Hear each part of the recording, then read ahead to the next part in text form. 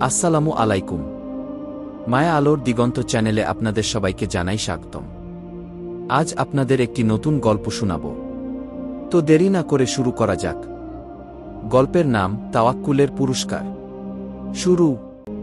অনেক বছর আগে সিরিয়ার এক ছোট গ্রামে বাস করত এক গরিব কিন্তু সৎ ও আল্লাহভীরু যুবক, যার নাম ছিল আমিন। তার পিতা একজন পরহেজগার মানুষ ছিলেন এবং সবসময় আমিনকে বলতেন, আমিন, দুনিয়ার সব রিজিক আল্লাহর হাতে।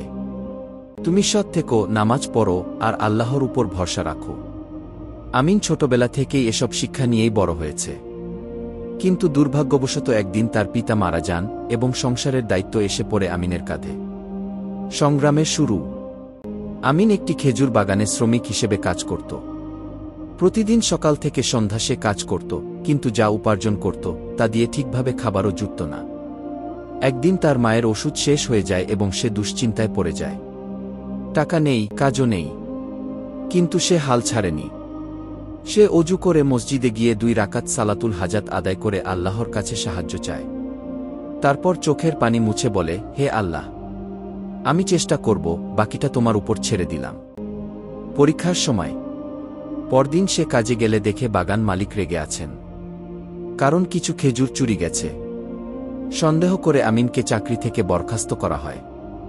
এখন সে পুরোপুরি বেকার, কিন্তু তবুও নামাজ ছাড়ে না, ধৈর্য ধরে।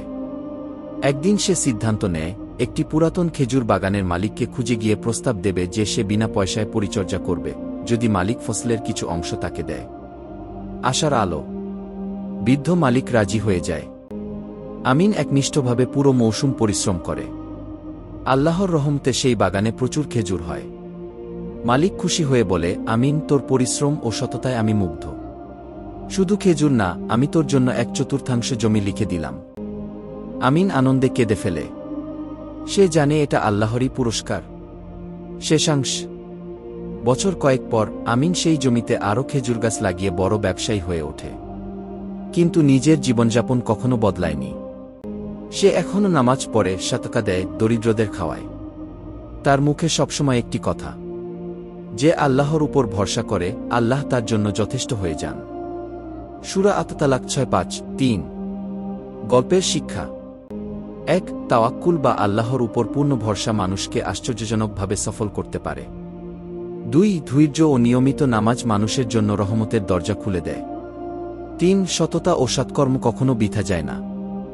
যদি গল্পটি ভালো লেগে থাকে, অনুগ্রহ করে লাইক দিন, সাবস্ক্রাইব করুন এবং আপনার মতামত শেয়ার করুন। আপনার একটি মন্তব্য আমাদের জন্য অনেক মূল্যবান। ভবিষ্যতে আপনি কোনো গল্প শুনতে চান, জানাতে ভুলবেন না। আসসালামু আলাইকুম ওয়া রাহমাতুল্লাহ।